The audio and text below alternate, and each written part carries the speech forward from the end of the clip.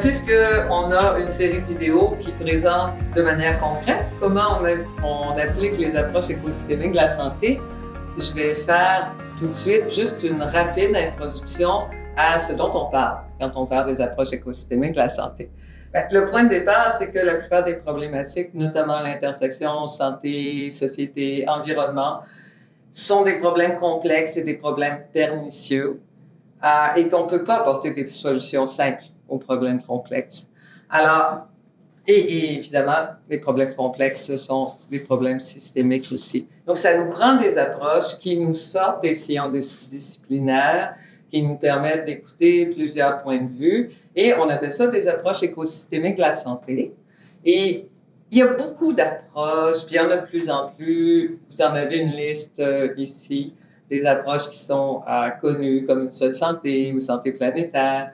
On va utiliser le modèle développé autour d'une approche qui s'appelle l'éco-santé parce que c'est un modèle qui permet d'aborder plus largement chacun des aspects de ce qu'on pourrait entendre par une approche écosystémique de la santé.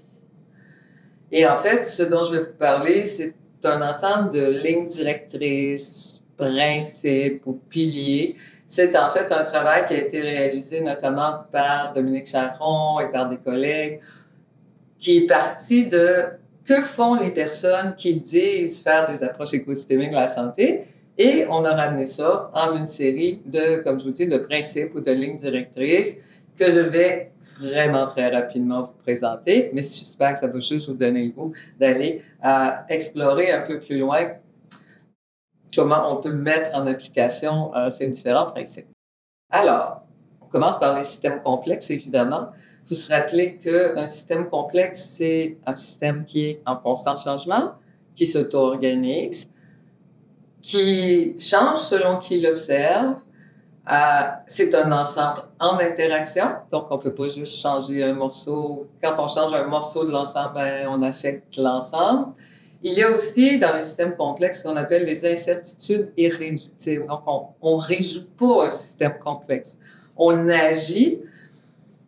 Et souvent, quand on trouve une solution à un problème associé à un système complexe, ça fait émerger de nouvelles situations qui peut-être, elles aussi, auront besoin de solutions, ou peut-être pas, peut-être que ça va être des nouvelles situations qui nous conviennent, mais on peut agir sur les systèmes complexes, mais on ne peut pas prévoir de manière absolue comment ces actions vont fonctionner. Donc, il faut toujours accepter qu'il y ait une mouvance dans ce qu'on fait.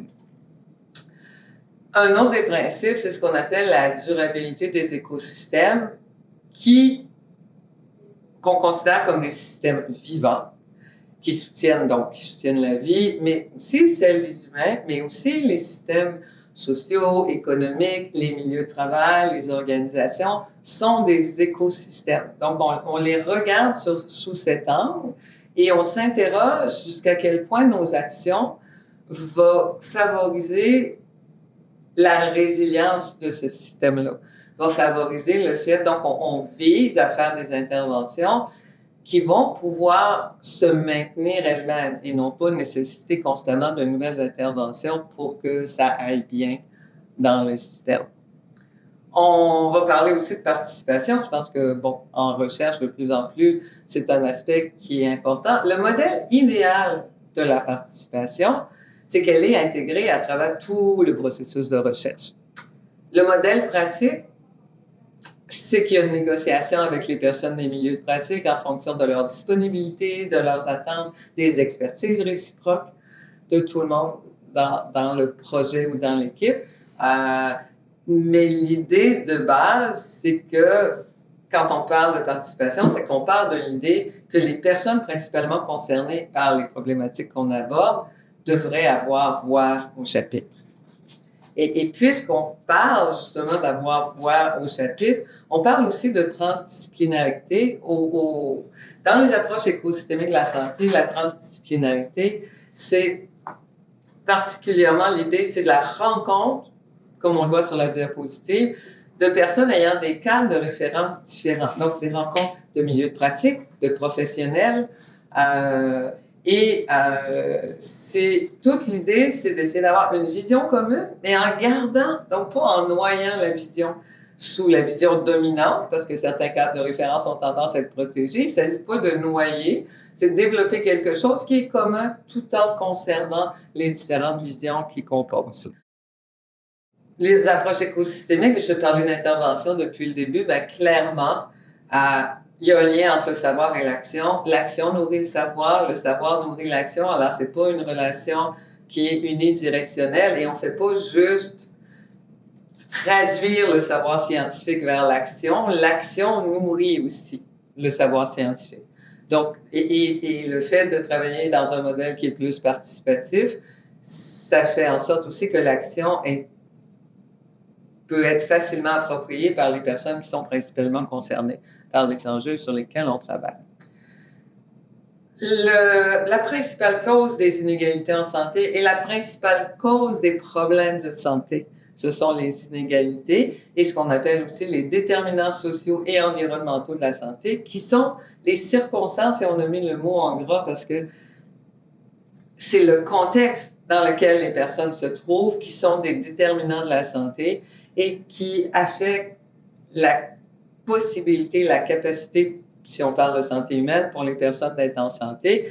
Et c'est donc un projet qui réfléchit en termes d'approche écosystémique de la santé ne peut pas réfléchir en dehors de cette considération pour les déterminants sociaux et environnementaux de la santé et pour la manière dont ces déterminants ne sont pas non plus naturels, mais soutenus par des systèmes politiques, des rapports de pouvoir.